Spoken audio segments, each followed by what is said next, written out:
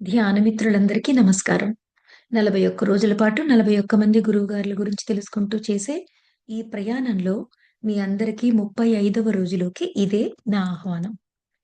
మరి ఈరోజు మనం తెలుసుకోబోయే ఆ మహానుభావుడు ఎవరంటే ఎంతో మందికి సుపరిచితమైన యోగానంద పరమహంస గారు. మరి యోగానంద పరమహంస గారు ఆయన పుస్తకం 'ఆటోబయోగ్రఫీ ఆఫ్ యోగి' ఒక యోగి ఆత్మకథ ద్వారా ఎన్నో లక్షల, లక్షల మంది, కోట్ల మందికి సుపరిచితులే మరి. మరి ఆయన చేసిన సేవ, ఆయన ఉత్తేజపరిచిన ఉన్నత దశకు తీసుకువెళ్ళిన ఆత్మల సంఖ్య చెప్పనలవి కాదు మై డియర్ ఫ్రెండ్స్. సజీవంగా ఉండగా ఎంతో మందిని ఉత్తేజపరిచారు. మరి ఆయన సమాధి చెందిన తర్వాత కూడా ఆయన పుస్తకం ద్వారా ఈ రోజుకి ఎంతో మంది ఆత్మలని ఆధ్యాత్మికత వైపు మళ్లిస్తూ, ఆయన ఉద్ధరిస్తూ, ఆయన సేవను కొనసాగిస్తూనే ఉన్నారు. ఆయన ద్వారా ఆయన జీవితం ద్వారా ఆయనను మాత్రమే కాకుండా యుక్తేశ్వర్ గిరి గారిని, లాహిరి మహాశైల్ గారిని, మహావతార్ బాబాజీ గారిని, ఆనందమయి మాతని ఇంకా ఎంతో, ఎంతో, ఎంతో మంది మహానుభావులు ఎంతమంది మహానుభావులున్నారో పుస్తకం నిండా. అందరి మహానుభావుల్ని కూడా పరిచయం చేసి, ఆయన చేసిన సేవ చెప్పనలవి కాదు మై డియర్ ఫ్రెండ్స్. ఆయన గనక అంత వివరంగా చెప్పకపోతే ఎంతమంది మహానుభావుల గురించి మనం తెలుసుకోలేకపోదుమో కదా! అని అనిపిస్తూ ఉంటుంది నాకు. మరి ఈరోజు యోగానంద పరమహంస గారి గురించి తెలుసుకుందాం. ఆయన 1893లో జన్మించారు. బెంగాల్‌లోని గోరఖ్‌పూర్‌లో. ఆ గోరఖ్‌పూర్‌లో ఈయన జన్మించినప్పుడు ఆయన జన్మతః వచ్చిన పేరు ముకుందుడు. ముకుందలాల్ ఘోష్. మరి తల్లిదండ్రులెవరంటే భగవత్ చరణ్ లోగా భగవత్ చరణ్ ఘోష్ గారు, అలాగే జ్ఞానప్రభ గారు. ఈ భగవత్ చరణ్ ఘోష్ గారు, జ్ఞానప్రభ గారు ఇద్దరూ కూడా లాహిరి మహాశయుల శిష్యులు. లాహిరి మహాశయుల శిష్యుల ద్వారా ఆయన ద్వారా క్రియాయోగం స్వీకరించి సాక్షాత్తు లాహిరి మహాశయుల ద్వారా క్రియాయోగ సాధనను ఎంతో శ్రద్ధగా చేస్తూ పిల్లలని చక్కగా ఆధ్యాత్మికంగా పెంచిన మహానుభావులు తల్లిదండ్రులిద్దరూ కూడా. మరి ఆయన తండ్రి గారు రైల్వేలో పనిచేసేవారు. తల్లిగారు గృహిణిగా ఉండేవారు. మరి చిన్నప్పటి నుంచి కూడా ఎంతో చక్కగా ముకుంద గారిని పెంచారు. అయితే చిన్నతనంలో కొన్ని అద్భుతమైన అనుభవాలున్నాయి. అందులో కొన్ని నేను పంచుకుంటాను ఈరోజు. ఆయనకి చిన్నప్పటి నుంచి కూడా అపారమైన దైవభక్తి, ఆధ్యాత్మికంగా ఎదగాలన్న తపన, దైవాన్ని తెలుసుకోవాలన్న ప్రగాఢమైన కోరిక ఇవన్నీ బాగా ఉండేవన్నమాట. అయితే ఆయనకు గొప్ప సంకల్ప శక్తి కూడా ఉండేది. ఒకసారి ఆయన వరండాలో నుంచుని అలా ఆకాశం వైపు చూస్తూ ఉంటే, ఆయన్ని చూసి వాళ్ళ చెల్లెలు అక్క నాకు సరిగ్గా గుర్తులేదు. ఒక సిస్టర్ ఆవిడ వెటకారం చేస్తారనమాట ఆయన్ని. వెటకారం చేస్తే, "అదే నీవు నన్ను నమ్మట్లేదు కదా! చూడు ఇప్పుడు ఆ ఎగురుతున్న ఏం చేస్తే నువ్వు నమ్ముతావు?" అని అడిగితే, "ఆ ఎగురుతున్న గాలిపటం వచ్చి నీ చేతిలో పడితే నేను నమ్ముతాను" అంటారనమాట ఆవిడ. అంటే ఓకే. అలాగే అవుతుంది అని చెప్పేసి ఆయన అలా చూడంగానే చిన్నతనంలో ఆ ఎగురుతున్న గాలిపటం వచ్చి అసల అటు తిరిగి, ఇటు తిరిగి పల్టీలు తిరిగి ఆయన ముందుకొస్తుంది. అప్పుడు ఆ అమ్మాయి అదేదో కాకతాళీయంగా జరిగిపోయింది. నేను ఒప్పుకోను ఎప్పటికి. ఇంకో 3 గాలిపటాలు ఎగురుతుంటాయి. ఇంకో గాలిపటం కూడా వచ్చి నీ చేతిలో పడితే అప్పుడు నమ్ముతాను అంటుందనమాట. నమ్ముతాను అంటే అప్పుడు ఇంకొక గాలిపటం కూడా వచ్చేస్తుంది. ఆ తర్వాత ఇదంతా ఏదో ఒట్టిగా జరిగిపోయింది. ఇంకో గాలిపటం కూడా రావాలంటే అప్పుడు మూడో గాలిపటం కూడా వచ్చి ఆయన చేతిలో పడుతుందనమాట. ఈ సంఘటనని మనకి 'బాబా' సినిమాలో రజనీకాంత్ గారిది ద్వారా కూడా షూట్ చేసి చూపించారు సేమ్ సంఘటనని. సో, అలా జరిగినప్పుడు వెంటనే వాళ్ళ సిస్టరు "అమ్మా! ముకుందుడు మంత్రగాడయ్యాడు" అని చెప్పి కెవ్వున కేక వేసి పరిగెడతారనమాట. తర్వాత తల్లిగారు "నీకున్న అఖండమైన సంకల్ప శక్తిని ఇలా చిన్న చిన్న విషయాలకి వృధా చేయకూడదు" అని చెప్పి మళ్ళీ ఆవిడ ఆ సంకల్ప శక్తిని ఎలా వాడుకోవాలి, కేవలం దైవిక కార్యక్రమాల కోసమే వాడాలని చెప్పడం జరుగుతుంది. సో, అలా ఉండగా చిన్నప్పటి నుంచి ఆయనకి చాలా క్లారిటీ ఉండేదనమాట. ఏం క్లారిటీ అంటే నేను సన్యాసం తీసుకుంటాను. నేను పెళ్లి చేసుకోను. నేను సంసారం కోసం పుట్టలేదు. నేను సన్యాసి అవ్వడానికే పుట్టాను. ఆ క్లారిటీ చాలా ఎక్కువ ఆయనకి చిన్నప్పటి నుంచి. కానీ వాళ్ళ అనంతన్నయ్య గారు ఒక అన్నయ్య ఉన్నారు. ఆయన ఎప్పుడు ఒప్పుకునేవారు కాదనమాటండి. ఒప్పుకోకుండా ఏం చేశారంటే ఒకసారి దొంగ జ్యోతిష్యుడిని పిలిపించి, "నీకు 2 సార్లు పెళ్లిళ్ళవుతాయి. నలుగురు పిల్లలుంటారు" అని జోస్యం చెప్పిస్తారు. అలాగే ఒకసారి హిమాలయాలకి పారిపోదాం గురువుగారి గురించని గురువుగారు కావాలి, దైవం తెలుసుకోవాలి. ఈ తపన ఎంతో ఎక్కువనమాట ఆయనకి. హిమాలయాలకి పారిపోతుంటే అక్కడికి, ఇక్కడికి ఫోన్‌లు చేసి పట్టేసుకుంటారనమాట. ఆయన్ని. అయితే తర్వాత మళ్ళీ ఒకసారి ఏం చేస్తారంటే, "ఓకే. నీకొక పరీక్ష పెడతాను. ఆ పరీక్షలో నువ్వు నెగ్గితేనే నేను నిన్ను ఒప్పుకుంటాను. నువ్వు చెప్పేది కరెక్టు. దేవుడున్నాడు." అది ఇది అని. లేకపోతే ఒప్పుకోనని చెప్పి తనని ముకుందుడు గారిని, ముకుంద ఫ్రెండ్ అంటే యోగానంద గారిని ఆళ్ళ ఫ్రెండ్‌ని ఇద్దరిని పిలుస్తారు. ఆయనకి అక్కడున్న ఆయన వాళ్ళ అన్నగారున్న ప్లేస్ నుంచి బృందావనానికి టికెట్లు తీస్తారు. చేతిలో చిల్లి గవ్వ లేకుండా మొత్తం వాళ్ళు జేబులన్నీ తడిమి మొత్తం డబ్బులన్నీ తీసేసుకుంటారు. తీసేసుకొని మీరిక్కడి నుంచి బృందావనం వెళ్ళాలి. అక్కడ అన్నీ తిరగాలి. తిరిగి మళ్ళీ ఇక్కడికి తిరిగి రేపు 12 గంటల లోపల వచ్చేయాలి. హ్మ్. అప్పుడే నేను దేవుడున్నట్టు నమ్ముతాను. మీరెవ్వరి దగ్గర అడుక్కోకూడదు. అలాగే ఏ పని చేయకూడదు డబ్బులు సంపాదించడానికి. ఇంకా ఏంటి ఎవరి దగ్గర అడుక్కోకూడదు. డబ్బులు సంపాదించడానికి ఏ పని చేయకూడదు. మీరిలాంటి పోటీలో ఉన్నారని కూడా ఎవరికీ చెప్పకూడదు. సో, అలా చేస్తే అప్పుడు నేను నమ్ముతాను అంటారనమాట. అసల ముకుందుడు గారు అలాంటి పరీక్షకి యోగానంద గారు ఏమాత్రం వెనకకి తగ్గకుండా సరే చేస్తాను. నాకు నమ్మకం ఉంది. దైవమే దారి చూపిస్తాడు అని చెప్పి వెంటనే ఒప్పుకొని దిగిపోతారు. మరి అలాగే ఆ అద్భుతమైన ప్రయాణం ఎంత బావుంటుందో, అలా ఒక్క చేతిలో చిల్లిగవ్వ లేకుండా ట్రైనెక్కుతారు.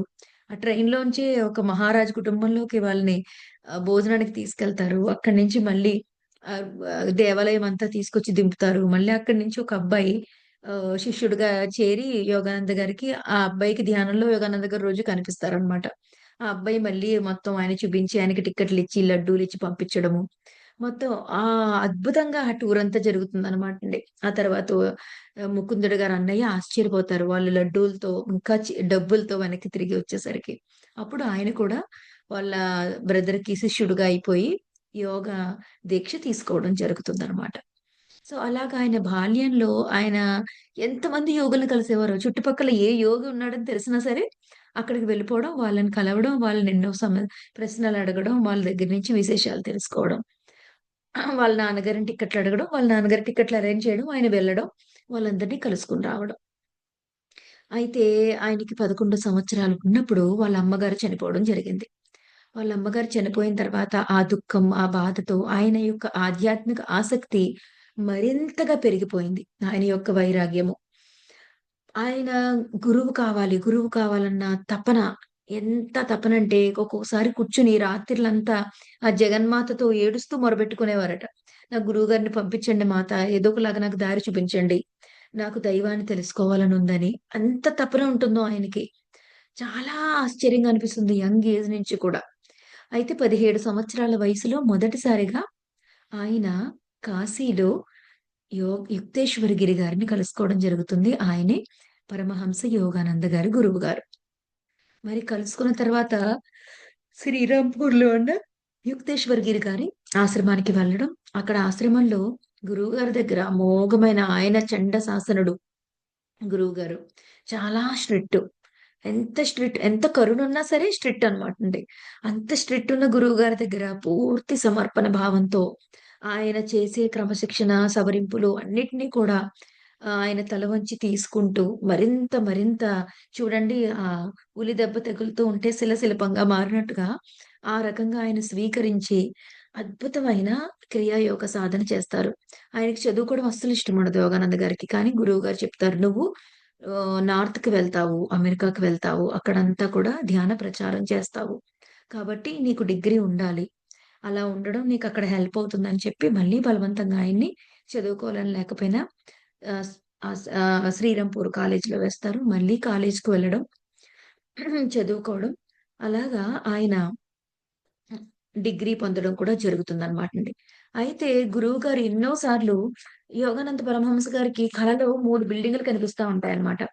ఒకటేమో సముద్ర తీరంలో, ఒకటేమో పర్వతం మీద, ఒకటేమో వేరే చోట 3 డిఫరెంట్ ప్లేసెస్‌లో ఒక 3 కైండ్ ఆఫ్ బిల్డింగ్స్ కనిపిస్తా ఉంటాయి.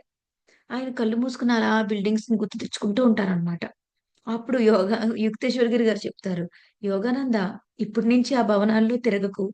ఫ్యూచర్‌లో తిరగదు గాని. అవి 3 నువ్వు అమెరికా వెళ్లి 3 ప్లేసుల్లో కట్టే ఆశ్రమాలు" అని చెప్తారనమాట. విచిత్రంగా ఇంచుమించుగా ఒక 50 సంవత్సరాల తర్వాత అది జరుగుతుందనమాటండి. ఒక కాలిఫోర్నియాలో ఒక మౌంటైన్ మీద, వేరే చోటేమో ఆ సముద్ర తీరం మీద అలాగా మొత్తం 3 big big Yogoda Satsang societies వస్తాయన్నమాట యోగానంద్ గారిది. ఇంచుమించుగా 50 సంవత్సరాల ముందు అది ఆయన ఆలోచనలో చూసిన బిల్డింగుల్ని గురువుగారు చూసి చెప్పేవారన్నమాట. అప్పుడు యోగానంద పరమహంస గారికి అర్థం కాలేదు. కానీ తర్వాత వెళ్తే అదే విధంగా ఆయన అలా 3 ఆశ్రమాలు నిర్మించడం జరిగింది. అలా ఎన్నో ఆయనకి భవిష్యత్తుకు సంబంధించిన చిన్న చిన్న సంఘటనలు ఆయన చెబుతూ ఆయన్ని ప్రిపేర్ చేస్తూ ఉండేవారనమాట. 1917లో 1915లో ఆయన స్కూల్ నుంచి డిగ్రీ కళాశాల నుంచి డిగ్రీ పట్టా తీసుకోవడం జరుగుతుంది. ఆ తర్వాత 1917లో ఆయన సన్యాసాశ్రమాన్ని అదే సంవత్సరంలో స్వీకరించి 1917లోనేమో ఆయన ఒక స్కూల్‌ని స్థాపించడం జరిగింది. యోగా గురించి, క్రియాయోగం గురించి, అలాగే సనాతన ధర్మం గురించి తెలియజేసే స్కూల్‌ని ఆయన స్థాపించారు. ఆ తర్వాతే అది యోగదా సత్సంగ్ సొసైటీస్‌గా మారాయి. ఈ స్కూల్‌ని తర్వాత 1920లో ఆయన అమెరికా ప్రయాణం అనేది మొదలైంది. 1920 నుంచి 35 వరకు అమెరికా ప్రయాణంలో ఉన్నారు. ఇక్కడ ఎందుకెళ్లారంటే, బోస్టన్‌లో జరిగే ఇంటర్నేషనల్ కాంగ్రెస్ ఆఫ్ రిలిజియన్స్ అనే ఒక పెద్ద సభ జరిగింది. ఆ సభలో మాట్లాడడానికి వెళ్లి, ఆయన ఒక్క స్పీచ్ ఇచ్చారు. ఆ స్పీచ్‌తో మొత్తం అందరూ కూడా హ్యూజ్ ఫ్యాన్స్ అయిపోయారు. ఇక్కడి నుంచి అమెరికాలో అనేక కళాశాలల్లో, విశ్వవిద్యాలయాల్లో, అలాగే ఎన్నో ఎన్నో గొప్ప గొప్ప స్టేజెస్ మీద ఎంతోమంది యోగా సెంటర్స్‌లో ఆయన స్పీచెస్ కోసం ఆహ్వానాలు ఆయనకు అందుతూనే ఉన్నాయి. అలాగా ఎంతో అద్భుతంగా ఆయన అలా తిరుగుతూ ఆయన ప్రసంగాలిస్తూ అదే సంవత్సరంలో ఎంతగానో తిరిగారో అదే సంవత్సరంలో సెల్ఫ్ రియలైజేషన్ ఫెలోషిప్‌ని అమెరికాలో స్టార్ట్ చేయడం జరిగింది. ఆ సెల్ఫ్ రియలైజేషన్ ఫెలోషిప్ ద్వారా ఆయన క్రియాయోగ దీక్షలివ్వడం మొదలుపెట్టారు. అలా ఆయన అమెరికాలో ఎంతగానో ప్రచురించి స్పిరిచ్యువల్ ప్రాక్టీసెస్ ఎంతోమంది శిష్యులు వచ్చేవారాయనకి. జీసస్ గురించి, సనాతన ధర్మం గురించి, రెండిట్లో ఉన్న కామనాలిటీస్ గురించి, అసలైన సత్యాన్ని తెలుసుకోవడం గురించి అద్భుతంగా శిష్యుల్ని దగ్గరుండి గైడ్ చేసేవారు. 1924 ఆహ్, నుంచి 1935 వరకు కూడా మొత్తం ఎక్స్‌టెన్సివ్‌గా అమెరికా టూర్ చేశారనమాటండి. ఆ తర్వాత 1935లో భారతదేశానికి తిరిగి రావడం జరిగింది. భారతదేశానికి తిరిగొచ్చిన తర్వాత ఆయనకొచ్చిన స్వాగతము, అసలది ఎంత అద్భుతంగా ఉంటుందంటే అండి, ఆళ్ళ తండ్రి గారు ఆయన మళ్ళీ కలుసుకోవడం అన్ని సంవత్సరాల తర్వాత, ఆయన సాధించిన అన్నిటిని చూసి గురువుగారు ఆయన్ని హత్తుకుని, ఆయనకి పరమహంస అనే బిరుదుని స్వయంగా గురువుగారైన యుక్తేశ్వర గిరి గారు ఆయనకివ్వడము, చాలా అద్భుతం. చాలా అద్భుతాలు జరిగాయి మై డియర్ ఫ్రెండ్స్. కానీ ఆయన 1935లో వచ్చారు. 36లో యుక్తేశ్వరగిరి గారు సమాధి చెందడము. మరి అదే సమయంలో యోగానంద గారు ఆహ్, మహాకుంభమేళలో ఉండడము, తిరిగి రావడము. ఆయన మరి గురువుగారు ఆయన మహాసమాధి చెందినప్పుడు యోగానంద గారు అక్కడ లేరు కదండీ! సో, తర్వాత సశరీరంగా యుక్తేశ్వర గిరి గారు కనిపిస్తారన్నమాట యోగానంద గారికి. కనిపించినప్పుడు ఆయన ఏం చేస్తారంటే ఇలా లటుక్కున కాళ్ళు పట్టేసుకుంటారు. లటుక్కున కాళ్ళు పట్టేసుకొని ఇంక వదలరన్నమాట గురువుగారిని. ఆయన ఎంతసేపు ప్రత్యక్షమయ్యి, ఎంతసేపు అన్నీ చెప్తారో అంతసేపు కూడా గురువుగారు కాళ్ళు ఇలా గట్టిగా పట్టేసుకొని అలా చూసి వింటూ ఉంటారన్నమాట. అంటే ఆ గురువుగారి మీద ఆయనకున్న ప్రేమ, ఆయన మళ్ళీ ఎక్కడికెళ్ళిపోతారో అన్న భయం, ఇంకా ఎన్నో తెలుసుకోవాలి, ఆయనతో గడపాలి అన్న ఆరాటము ఎంత అద్భుతంగా ఉంటుందో మై డియర్ ఫ్రెండ్స్ అసల.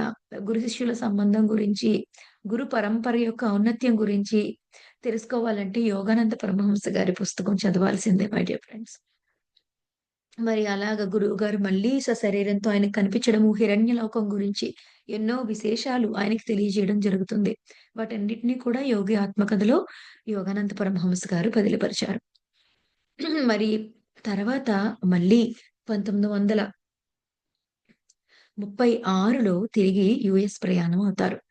యూఎస్ ప్రయాణం అయిన తర్వాత ఆయన చాన్నాళ్ళు ఎక్స్‌టెన్సివ్ జర్నీ చేసిన తర్వాత మొత్తం ప్రపంచమంతా యూఎస్ అంతా తిరిగి ఎంతో మందికి యోగ దీక్ష ఇచ్చి ఎంతో సేవ చేసిన తర్వాత ఆయన ఎక్కువ కాలం రైటింగ్స్‌లో గలిపారు.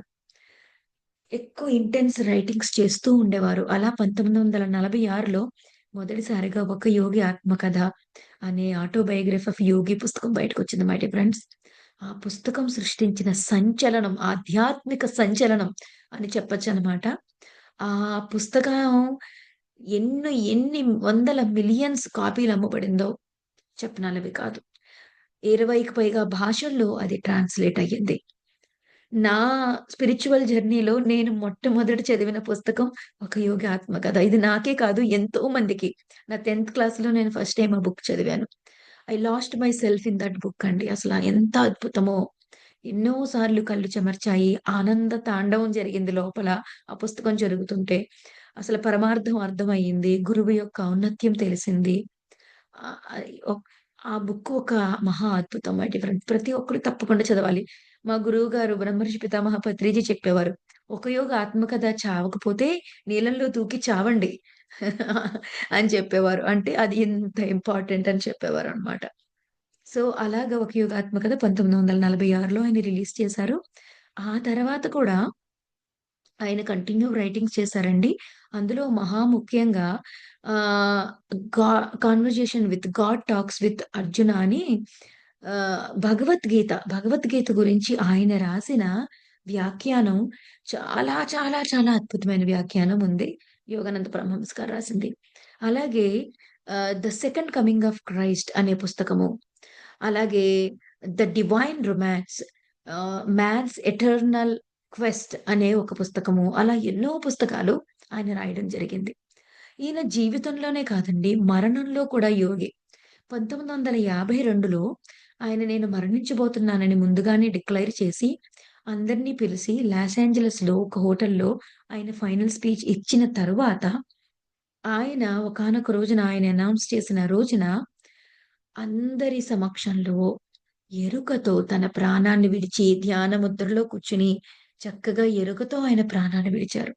అంతే కాదండి. ఆయన ప్రాణం విడిచిన తర్వాత కొన్ని గంటలకే శరీరం అనేది ఆహ్, గట్టి పడిపోవడము, పేలవం అయిపోవడము, స్మెల్ రావడము ఇవన్నీ జరుగుతూ ఉంటాయి. కానీ ఆయన శరీరాన్ని అఖండంగా తరలి వస్తున్న అమెరికా నలుమూలల నుంచి వస్తున్న ఆయన శిష్యుల కోసం అని చెప్పి కొన్ని వారాల పాటు ప్రదర్శనకు పెట్టారండి. అన్ని వారాలయిపోయినా సరే శరీరం బిగిసిపోవడం గాని, శరీరంలో జీవకళ పోవడం గాని, శరీరం పాడవడం గాని ఏమీ జరగలేదు. అప్పటికి పరీక్షిస్తే జస్ట్ అప్పుడు ప్రాణం పోతే ఎలా ఉంటుందో, అలాగే ఆ శరీరం కొన్ని వారాలు అయిపోయినా సరే సమాధి చేసే ముందు వరకు అదే విధంగా ఉంది. దానిని మొత్తం అందరూ కూడా మెడికల్ సైన్సెస్ వాళ్ళందరూ కూడా ఆశ్చర్యపోవడం జరిగింది. ఆ సంఘటన జరిగినప్పుడు. మరి జీవితంలోనూ, మరణంలోనూ కూడా యోగి. ఆయనకి మరణమేంటి? ఒక యోగాత్మ కథ. ఇప్పటికి ఇప్పుడు సీతాయనం, 'రుక్మిణీమాత' పుస్తకం ఇలాంటి అద్భుతమైన పుస్తకాలన్నీ వస్తున్నాయంటే ఒక రకంగా యోగానంద పరమహంస గారు కారణం. యోగానంద పరమహంస గారి శిష్యురాలైన దీనా మరియమ్స్ గారు అమెరికన్. ఆవిడ యోగానంద గారి ద్వారా క్రియాదీక్ష పొంది, ఆవిడ ఎంతో గొప్ప సాధన చేసి, ఆవిడ గత జన్మలు చూసుకొని రాయడం వల్ల మరి రామాయణంలోని మహా విషయాలు, మరి కృష్ణుడు గురించి, రుక్మిణీ మాత గురించిన గొప్ప గొప్ప విషయాలు మనకు తెలుస్తున్నాయి. మరి ఆ పుస్తకాలు చదివినప్పుడు కూడా దీనా మరియమ్స్ గారితో సమానంగా యోగానంద పరమహంస గారి మీద నాకు కృతజ్ఞత కలుగుతూ ఉంటుంది. ఆయనతో పాటు మరి యుక్తేశ్వర్ గారి మీద, ఆయనతో పాటు లహరి మహాశయుల మీద, ఆయనతో పాటు బాబాజీ గారి మీద ఈ గురు పరంపరలందరూ కూడా కలిపి ఎంత గొప్ప సేవని మానవాళికి అందిస్తున్నాయో, ఎంత గొప్ప జ్ఞానాన్ని అందిస్తున్నాయో అందుకోవడానికి మనం సిద్ధంగా ఉండాలి గానీ, ఒక షడ్రుచులతో నిండిన పంచపక్ష పరమాన్నాల ఆహ్, ఒక ప్లాటర్ ఎలా ఉంటుందో అంత స్పిరిచ్యువల్ ప్లాటర్‌ని ఆధ్యాత్మిక గురువులందరూ కలిపి మన కోసం సిద్ధంగా ఉంచారు. తిన్న వాళ్ళకి తిన్నంత, తెలుసుకున్న వాళ్ళకి తెలుసుకున్నంత, అనుభవించే వాళ్ళకి అనుభవించినంత, ఆనందించిన వాళ్ళకి ఆనందించినంత మై డియర్ ఫ్రెండ్స్. ఈ గురువుల జీవితాల గురించి తెలుసుకోండి ఇప్పుడు. సో, అది యోగానంద గారి జీవితం గురించి చిన్నప్పటి నుంచి యోగానంద పరమహంస గారి ఆటోబయోగ్రఫీ ఆఫ్ యోగి పుస్తకం చదివిన వాళ్ళు సాధారణంగా ఆధ్యాత్మికత ఇంట్రెస్ట్ ఉన్న వాళ్ళు ఉండరు. ఒకవేళ ఈ వీడియో చదివే వాళ్ళు ఎవరైనా చదవకపోతే గనక ఖచ్చితంగా చదవండి మై డియర్ ఫ్రెండ్స్. అది మీ జీవితాన్ని ఒక మలుపు తిప్పుతుంది. నా జీవితాన్ని కూడా తిప్పింది. Thank you so much my dear friends. మరి రేపటి రోజు మరొక గురువు గారితో మళ్ళీ కలుసుకుందాం. అంతవరకు సెలవు. Thank you.